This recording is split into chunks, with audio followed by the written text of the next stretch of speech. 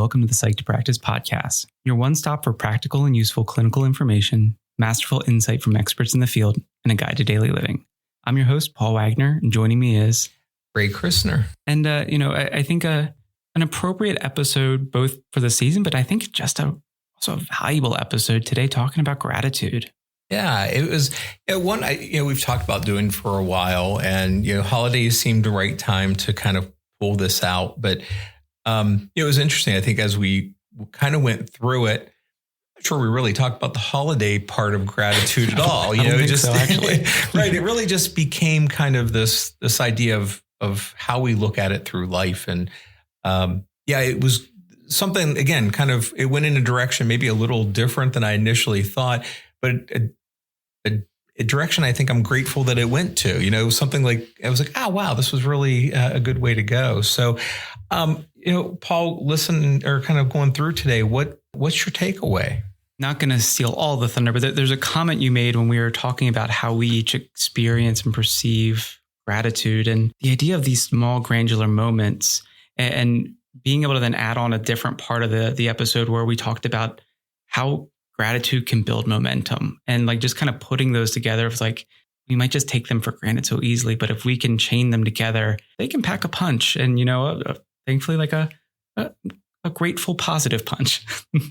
Yeah. That's a great one. And, for me today, it was actually something you had kind of mentioned, I think right around that same time. And when we were talking about kind of our personal definitions and, you kind of framed it in this idea of the flip side or the opposite side of an experience and how we do that. And I don't know if I thought about it like that. I was thinking of it in these kind of smaller daily acts. And I was like, wow, we really have the opportunity, even in bad days, to really even take the bad moments and just look at the other side of that moment. So I like that because it kind of reframed for me a little bit. So so that was my takeaway. And for those of you listening, we'd love for you to join us on social media.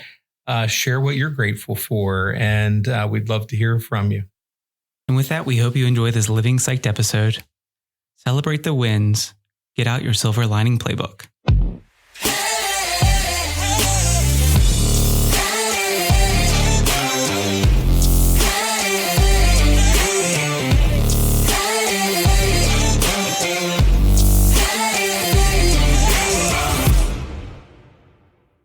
Well, Ray, I got to say, I'm grateful for us to be able to sit down today and kind of have a conversation about gratitude. Yeah, it's, I guess one of those things where when you're around holiday times, you're going to have two conversations, either stress or gratitude. So we might as well go the positive direction. Absolutely. I think we focused maybe a little bit more last year on some of the stressful pieces and, I think certainly valid, but I think gratitude is one of the, maybe the most common things. Like, I knew about it even in high school, like people talking about gratitude, but I think it's something that a lot of people don't necessarily take seriously, which is kind of doing a bit of a disservice. And I know I fell into that category for quite a while, but, I'm hoping today that we can take some time to talk about that and expand it out a bit. Yeah. I mean, I think that it's, again, everybody, you're right. I think we're all aware of it, but the thing is, I think sometimes it's an eye-rolling term for us. Like, we hear it, absolutely. And then it's, oh, that again, without really thinking through what it really means and the impact. And so, I think getting beyond this surface reaction of, oh, that again, will be important to chat about today. So, and, in saying that, I have to say, and I'm going to generalize this a bit, but I would say maybe 50% as a whole, but predominantly men, especially when I'm sitting in the therapy office and I start bringing up this idea of gratitude, man, it is the eye roll. It's the, the body language slump. And it's kind of like that, can we just fast forward this? I've heard this conversation from others in my life and, I just don't have the tolerance or the patience for it. And, personally, I mean, especially in grad school, when we would talk and touch about, gratitude and the value it has in the therapy setting, I was doing that in my desk or maybe the table, whatever, seating arrangements. But it was this, I want to come on, hurry up. Like I want to get to the real material, really not appreciating how much gratitude is real material. And it might feel like I'm harping on this, but I think it's such an important point that, we hear like gratitude journals, be grateful. We have Thanksgiving, which all of these things that are trying to like bring this into awareness. But I think we're almost inundated with it too early that we don't learn to appreciate it. Oh, I think that's exactly it. I mean, I think it's not hard to find, again, especially this time of year, the topic coming up. But also, I mean, I think over the last few years, it's become part of more of a popular press topic. Like you see news stories on it, you see little articles on it, people that are presenting it from different ways. And it is something, I think when you hear about it so much, you almost become numb to the concept. And then when you hear it, it's like, oh yeah, that again. And I think it's not that it's not a valuable concept. I think that we just need to change people's perception on why it's important and how it's important. And, so I use it a lot in therapy. I mean, I use it a lot even personally. Like it's one of the things, maybe I learned it on the early phases of it really becoming popular, but I actually learned it in a college class. It became a topic. And I was fascinated by the fact that I never thought about all the good things that happened through my day. And we did this exercise, and which I think, a lot of people even use with gratitude journaling, where we sat in class and we had to think about the past 24 hours and we had to write 3 things down, but it couldn't be our kids. It couldn't be our friends. It couldn't be our family. And I remember sitting there at that moment, and when I wrote down what I did, it feeling somewhat profound. Like I just sat there going like, wow, like how did I miss this? Like through the day, I missed it. Fast forward, I've continued to do that. I still I do that exercise all the time. Every night I do it. But what it's done for me is it's not that these things have to be really great, but what it's done is it's made me focus. We've talked about all these biases in the past, but we can use them in the positive as well. When we start looking for good things that happen, we realize how many of them really do. And when we focus on all the bad things that happen, we're really going to find them. We can find what we need. I think the holidays is a good example. I mean, I think, I've seen many people in the last week who they come in going, I hate the holidays, and everything bad happens in the holidays. And they're doing all of these predictions. And, I'm going to argue with my family. When we pause for a second and go, what do you like? Like, what's going well? Like, what are you enjoying? And even if it's something as simple as them going, well, I did want to buy this whatever, and it's 20% off on Amazon today, so I got a 20% discount. Great. That is something you can be grateful for. So I love getting people to find things. And, both personally, professionally, even, through the podcast, I go, gosh, was John Murphy, had a comment about when we were talking about the solution focused piece, and he's, I don't know if it was a specific individual or if he was just kind of sharing a generalized example, but the idea of, hearing about all the things that are wrong and that all the things that aren't working, for a kid. And, I think it was him asking a dad, what do you love about your kid? Like, what are they, what stands out? And like that is gratitude. His response of like, they're so strong, they're so independent, like they're fierce. And if we don't recognize that, like we miss it and we just go throughout our day without it. And so, I certainly, I think fell in the camp probably for, honestly, maybe a bit longer than I'd like to admit, where it still remained an eye roll. And even probably to this day, if I'm not intentional, I might find myself falling back into that pattern. But, there's certainly some recent events that actually some of them I was able to practice it intentionally. Others were kind of called out that I was practicing it just kind of passively. One stands out of over the course of, I think, 2 days, my vehicle, I'd heard back from the dealership that it was going to take $16,000 to repair to replace the engine. My vehicle was worth, I think, maybe that much. And then that same day, recognized my identity got stolen. So my credit report, because I got a notification and my credit report had, score had dropped significantly. So this thought of like, man, when I need my credit score to be decent, so I can go potentially purchase a new vehicle, everything's all hitting at once. Right. And I made the comment to my wife, I'm like, I thank God this is happening on a Wednesday, because this is the one day a week that I'm home and I can actually attend to this. And that's gratitude. Like, it's being able to find like, thank goodness I can actually attend to this and it's not hanging over me for the rest of the week until I finally can, or something along those lines. So, it really is almost an intentional decision for how we want to experience a moment. And I think that's kind of how I like to describe gratitude, for myself, but also for others around. Like, I think when we use it well, it changes our experience. Yeah. I mean, we kind of used this example when we were kind of prepping, but, I use the example all the time with patients about sporting events. I think it's a great example where, I love going to see live sports, but my team doesn't win. Like, they just don't. Like, I go and maybe I've seen them win a handful of times, but I could probably expect that when I'm going to go, whether it's a Steeler game, a Pirates game, a Penguins game, the Pittsburgh teams don't perform when I'm in the stadium. That's pretty much what happens. And I watch people walking out of these things and just they're angry. They're throwing things. They're upset of the loss. And I can truly say, like, I walk out every time being so happy that I have a chance to be there, with my friends, with my family, being with a stadium of thousands of people and, cheering and yelling. All of those things are just such great moments. The win is no better than the loss for me. And, so that's a big thing for me. And I use that because I think it's such a big example. I mean, I know people who throw things at their TV when their team loses and, but what about viewing it from, man, I just love the opportunity to watch it. So something that simple.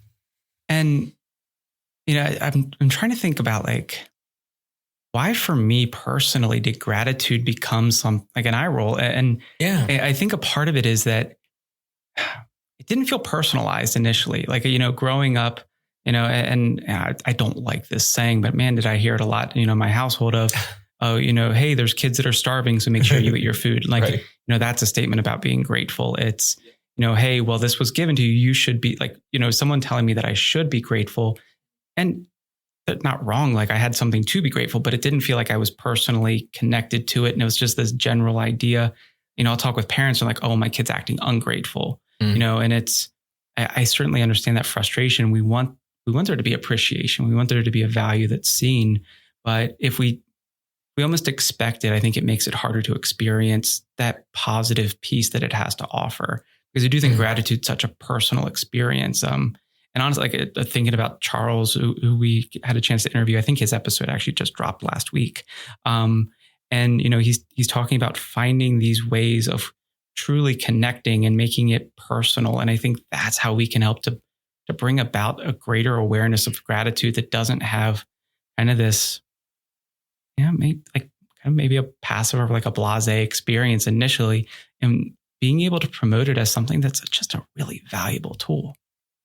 Yeah, I agree. I love the fact that you brought up about our childhood experiences with it. I don't know if I thought about that, but when you said that, I'm like, oh man, how many times did I hear my parents say, you need to be grateful for this. You should be thankful for this. And yeah, maybe even at that early, we get ourselves so trained in a way that word becomes a little bit of an adverse experience. It's, so when people tell you that, and I never thought about that, maybe I have to think about that in the therapy room when people change their body language and they roll their eyes, maybe it's not really about just what I'm suggesting or what we're talking about, but it's the idea of they've heard it throughout their life and didn't make it personal. And I think that's what we miss. I think it is, how do we personalize it? And I think everybody's gratitude's different. I think it's, how we approach it can be very different. Although it's the same concept, we're going to look at things in different ways. And maybe that's really the key. How do we get people to really make it connect with them. That's an important point.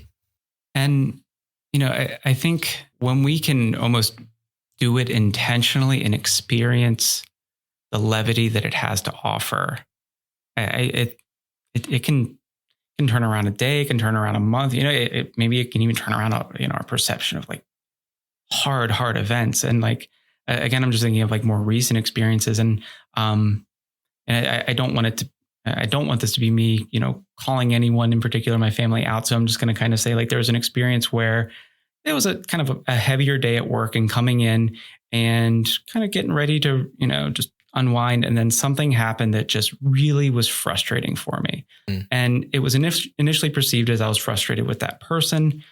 It was just frustration at the situation. But, my wife made a comment of like, hey, like, why don't you go grab a shower, wash the day away, wash that away, and like, come back. And like, initially I'm up there, I'm like, I feel invalidated for my frustration. Like I should be able to feel frustrated. And as I'm like sitting there, I'm like, no, like, well, like, I don't know, how do I want to feel for the rest of this evening? Yeah. Again, this was another Wednesday. So like Wednesdays are like my days where it's like, I'm grateful for Wednesdays because that's the day where I'm there with my family. They don't dance. We're not doing podcasts. We're not working late. Like, and I was like, yeah, I want to really value my Wednesday. I want, and so the gratitude that I hold for that time and space allowed me to change my experience of that. And it allowed me, doesn't change that frustrating moment from happening, but it gives it a perspective. Now it's not just that event in isolation, but now we have this continuum. Like, okay, it's a moment among this entire time, and I can let it be that moment the entire time. But if I'm given the choice, do I want to? And it's no. But again, if I'm not aware and not intentional with it, to kind of do that thought process, that reframing work, I'm sitting there frustrated, and I'm wasting my Wednesday away. It's as you're kind of talking these examples, it makes me think of the movie Silver Linings Playbook. It's where it's a great example about the choice of how we look at things. And I won't give the whole storyline, but essentially two people who have some mental health problems, who are struggling, and they take up learning to dance basically. So he's helping her out with being able to do this ballroom dancing. And, the whole story is you're seeing them train and do all these things. And they go to this ballroom dance competition, and their dance looks nothing like ballroom dancing. And, they get the score that is not nearly competitive by any means. But the joy of them stepping up and being there, and their reaction and their family's reaction, and everybody just, really just appreciating the moment of what they accomplished. At the end, you could go, they didn't even come close to even placing. Like they were probably last place. Whatever it was, it just didn't matter. They celebrated the moment. And I think it's such a good example, because how we look at those moments and what choices we make is going to make a difference with not only that day, but future situations like that. And, again, like how powerful that we get to almost, and we've talked about this before, but like redefining what we were seeing as success. Right. Success for them wasn't winning, this competition.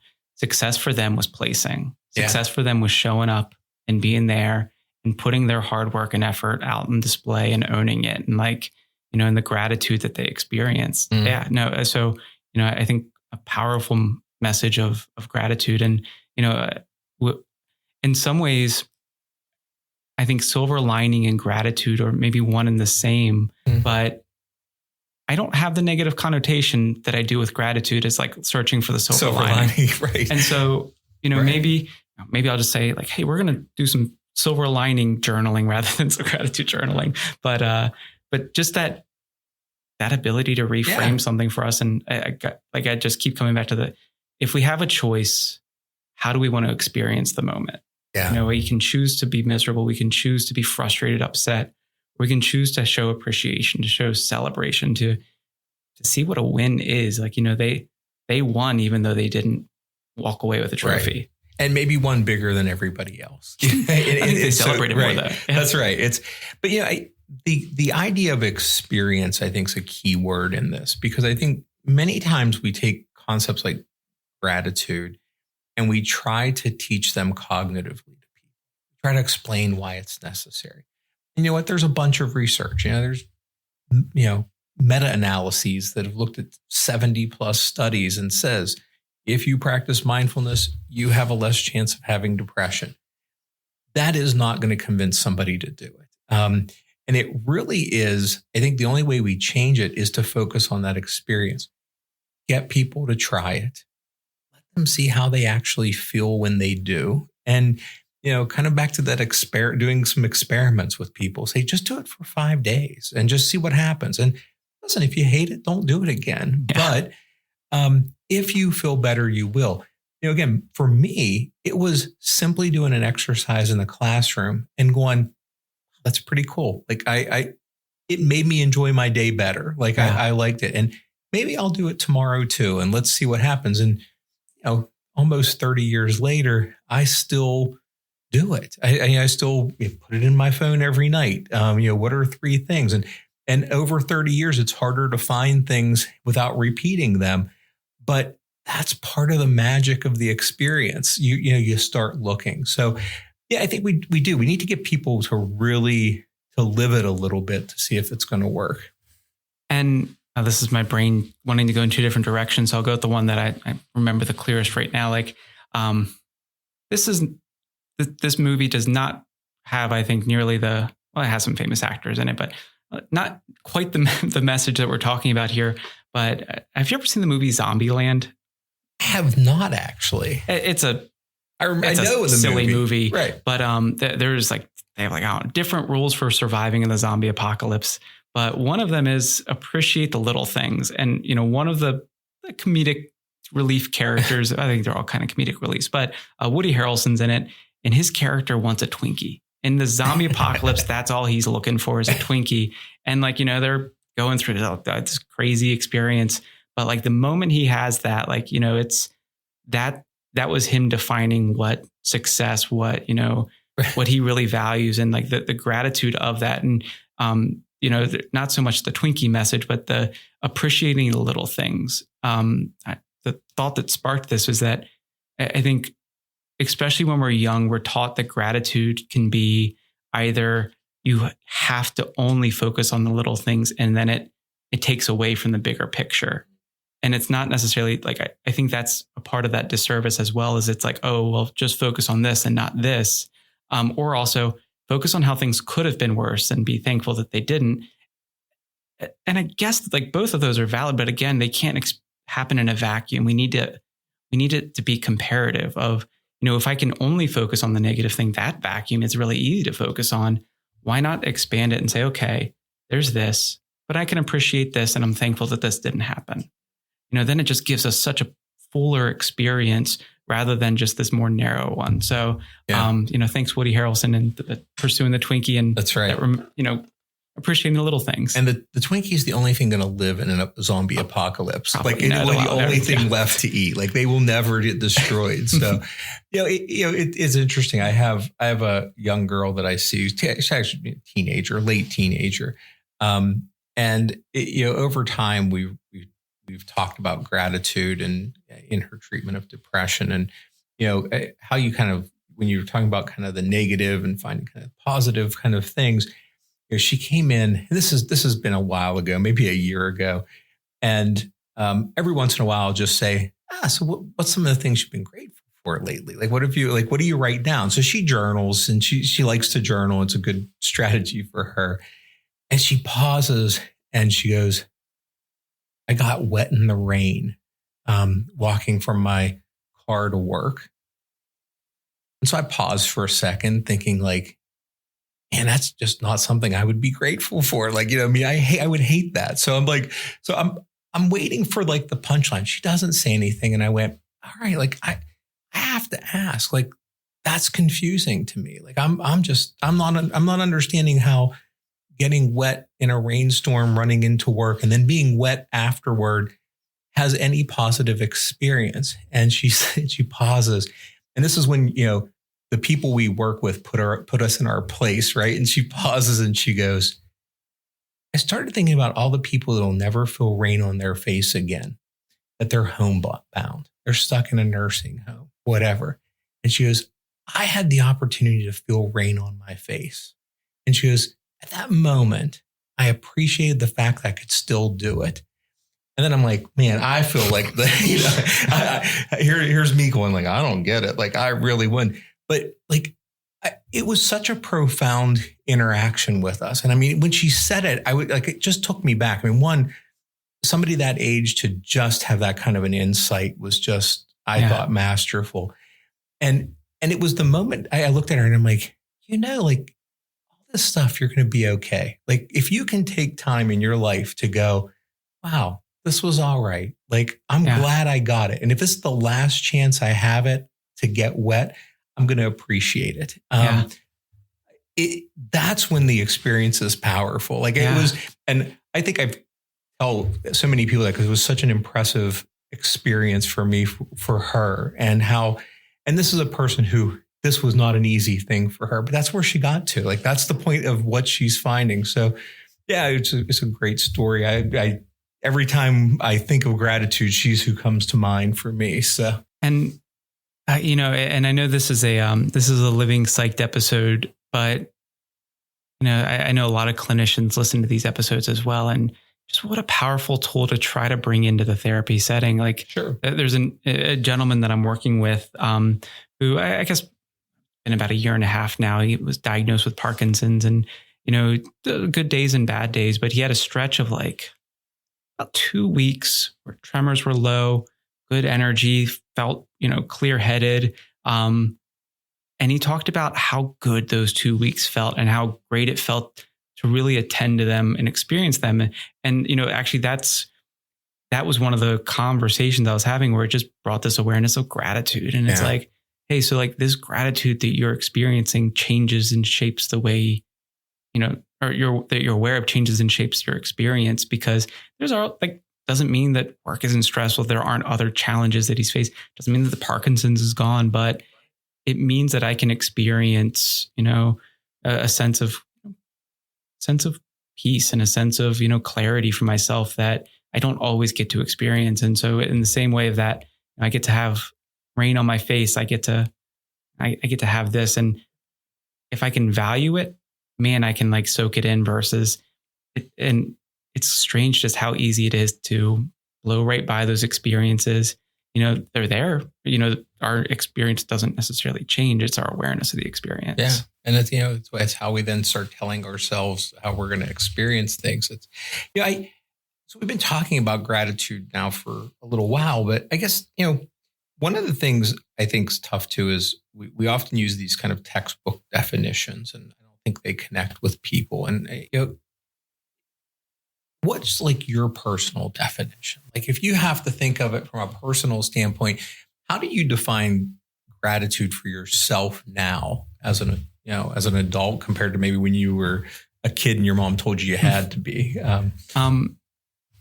I think it's, how do I summarize all of these conversations into one sentence? I do think it's gratitude is the awareness of the other side of our experience that it's hard to attend to, but if we can, it gives us a fuller experience. And I don't know that it always necessarily has to be a home run out of the park kind of, at least there's this kind of, but like, it can be, I'm thankful that it's a Wednesday and I can attend to all these frustrating, challenging things. But that in itself, like, wow, like, because if it wasn't, I can imagine what having to put that off until like 4 or 5 days and sitting on that.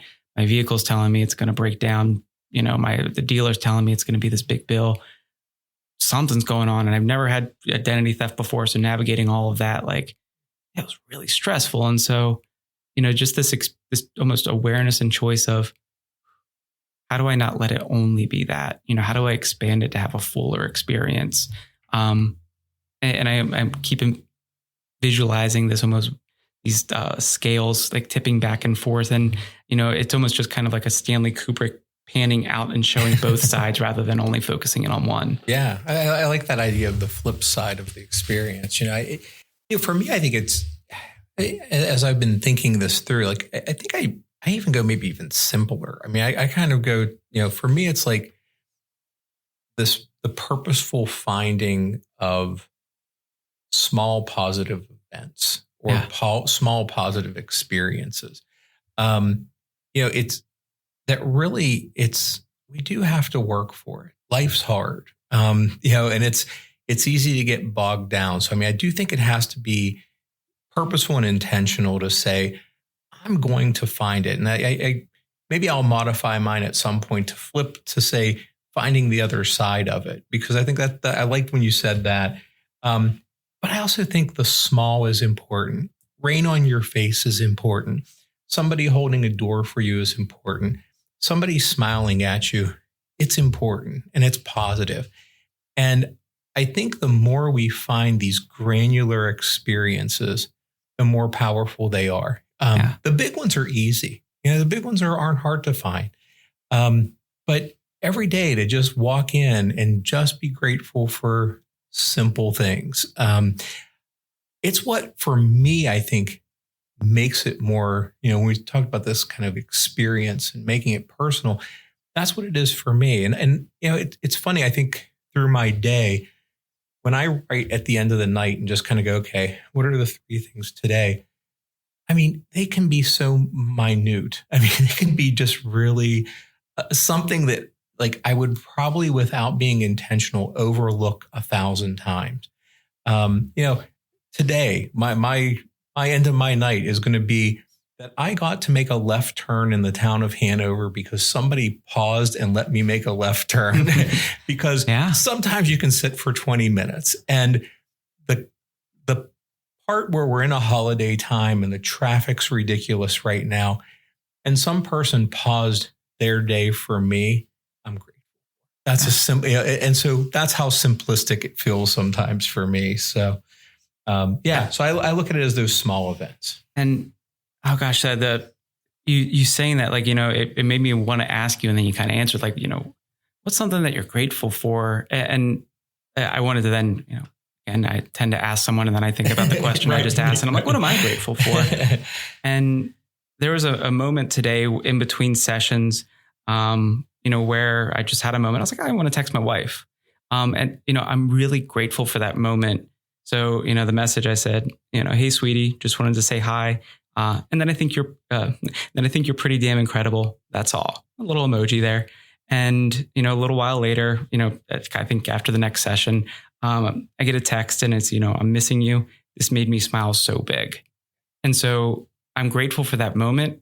And I'm grateful that I was able to share that to then get that response. And so, it can just build. And so, sorry, Jess, for reading our messages out, but just that idea of, like, it's so easy to just let that moment come and go, but to capitalize on it. Yeah, I agree. And you're right. They do build on each other. Yeah. It's interesting because, like, and I'll go back to the person letting me make the left turn, so it puts me in a little better mood. And then what I find myself doing is then somebody needing to pull out and me pausing and letting them, and they shoot me a smile and thumbs up out the window. And I go, all right, that's all right. It's like, it's this, this whole idea of how it just can steamroll.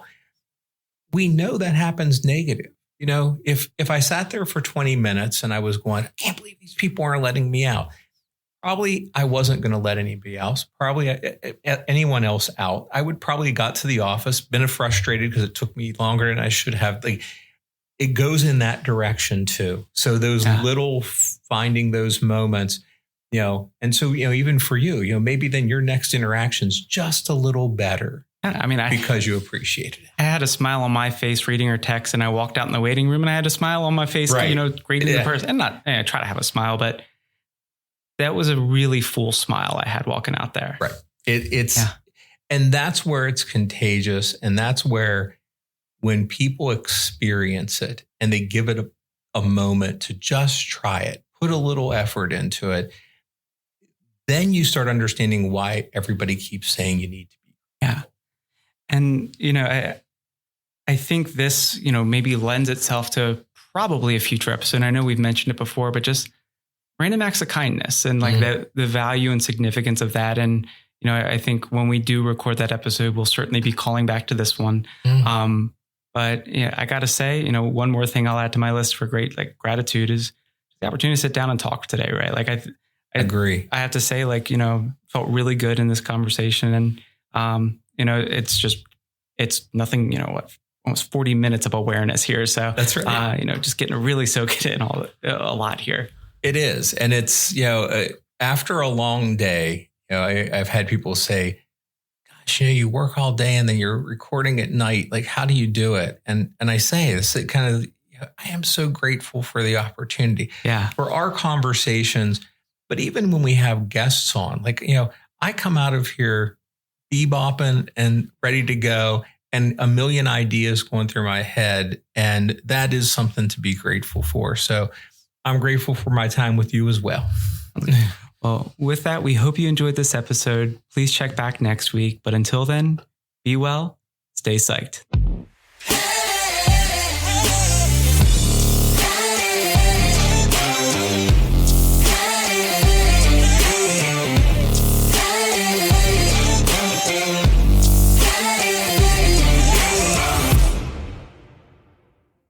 The information contained in this podcast and on the Psyched to Practice website is intended for informational and educational purposes only. Nothing in this podcast or on the website is intended to be a substitute for professional, psychological, psychiatric, educational, or medical advice, diagnosis, or treatment.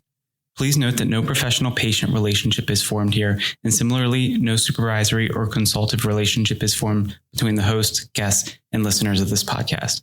If you need the qualified advice of a mental health professional or practitioner, please contact services in your area. Similarly, if you need supervision on clinical matters, please locate a supervisor with experience to fit your professional needs.